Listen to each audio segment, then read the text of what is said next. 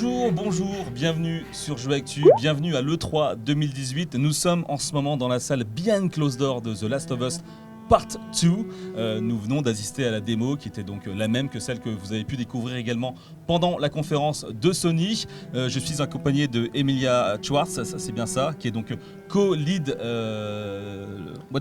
Co-lead game designer. Co-lead game designer, voilà, donc c'est un petit peu compliqué, pardon. Et donc elle a travaillé sur le jeu, je vais pouvoir lui poser des questions en anglais, bien évidemment. So, Emilia, nice to meet you. Nice to meet you too. So, can you introduce yourself?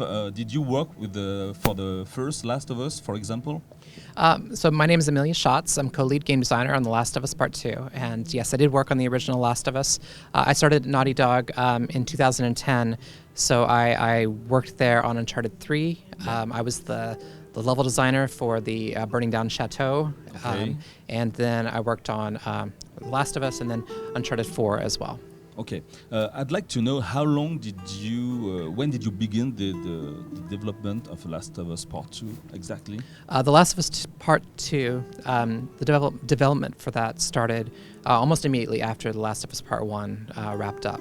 And so at that point I then started on Uncharted 4, so there was a very small team working on The Last of Us Part 2, but eventually we sort of all rolled into Uncharted 4, and so once Uncharted 4 was done, then we put together a smaller team to sort of start up again with The Last of Us Part 2 development where we left off. And then Lost Legacy got made, and then eventually everyone now is back on to Last of Us Part 2. Okay, there is something that we saw when we saw the demo, the game, that in the first one there was two characters. You have to play with two characters.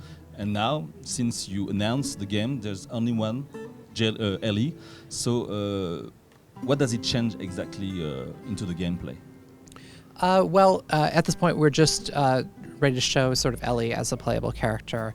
That may change in the future, but we're not really ready to talk about that just yet. So I think there's quite a lot about this game that has not yet been revealed. Okay. When I saw the game, a lot of people, when they saw the demo during the E3 conference, they said, no, it can't be running on PS4 or PS4 Pro. Can you confirm that this demo is running in a PS4 Pro? Yes, it is running on a PS4 Pro. So there won't be any downgrade when the final release? There's no plans to downgrade the game, no. I mean, that's basically how we hope it will appear, yes. Yeah. But how can you have such a quality result into the graphics when other studio cannot do, an inch of your... I work with a lot of very, very talented people. They keep me in awe all the time, and constantly challenge me to make sure that my gameplay lives up to the art that they create for it. When I saw this sequel, the first one was already very dark, but this one seems to be darker, very, very, like horror, what I can say. Is it something that you wanted to go further? Because maybe the universe of this game is very, very violent, I don't know. Well, as Neil said at our PSX reveal, while The Last of Us Part 1 is about love, Last of Us Part 2 is about hate. And we sort of feel as it's basically two parts of a whole. Now, I mean, the thing we're most interested in is showing the cycle of violence, the idea that a violent act and begats to hate, and that it's very, it's destructive. And so...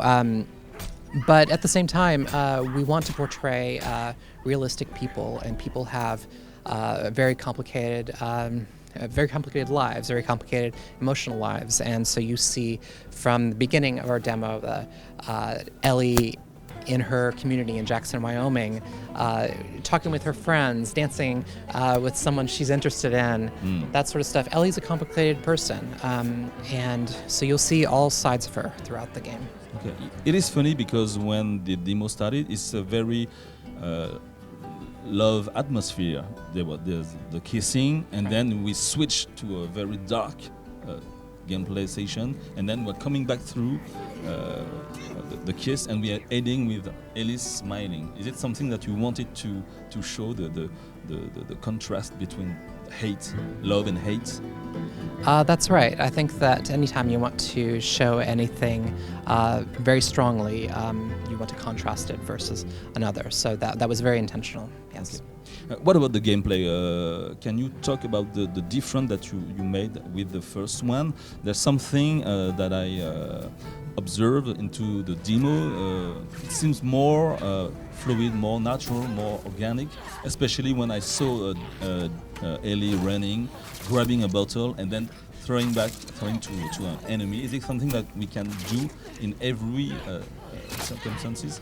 That's right. So we're using a brand new animation system of motion matching to sort of match her movement exactly to the fluid sort of movement that the player sort of inputs. And that blends nicely into any of sort of the gameplay gestures, as far as like reaching out and grabbing a brick, reaching out to grab ammo, opening a cabinet, things like that. All of those things, we feel like if you stop and sort of jut into like a canned animation, it feels very much like your character is a robot, and that takes away from the immersion, and it's very important to us. So we could sort of continue with feeling like you are a part of this world, that you are playing as Ellie, and so that fluid animation is very much about creating a tone. Yeah, and talking about the fluid animation, when we saw the close combat, we can see Ellie fighting with different characters, two characters, right. And she was moving like you thinking about. I don't know how you changed the game, the close combat system. Can you maybe describe to us? I don't want to go into too much detail, but there is. We basically did start from scratch with like trying to make sure that the gameplay feels fluid and that you have a lot more sort of agency at every moment. You might see that she dodges out of the way. That's something new that we're sort of adding into trying to make our hand-to-hand melee combat feel more systemic, more natural. And what about the arrow that she has in her shoulder? Right. Is it possible to keep it, not to put it back? What happens if we leave the arrow? That's right. So I mean, the arrow is going to stay there until you pull it out. So if you don't pull it out, then yeah, it will continue to cause her pains. So the idea is that you don't want to pull it out in a vulnerable space. You want to get somewhere where you can have a little moment and pull it out. But yes. And about the healing system, is it the same as the first one? And the crafting as well? Can you talk about that for us? Just right. So as you remember in Last of Us Part 1, Joel didn't auto-heal like Nathan Drake does. And so you have to find items in the world. You have to find health packs and stuff, and that very much plays a part in the sense of surviving and scavenging and looking for all the possible opportunities you could have in the world, and also just creating a sense of pressure. You don't want to take a chance and jump out and get shot because that currency, your health, is a currency that you don't want to waste. It doesn't recharge, so that's very much something we are keeping. And you did see our crafting system when Ellie is fighting in the makeup store and she crafts an explosive arrow. So that's one of the new crafting items that we're going to be featuring in the game. And there'll be more to that, but we're not ready to reveal just yet. Okay, and maybe about the story. I think that the question is coming every time you have an interview. What about Joel? Why can't we see these characters? Well, is he still in the game?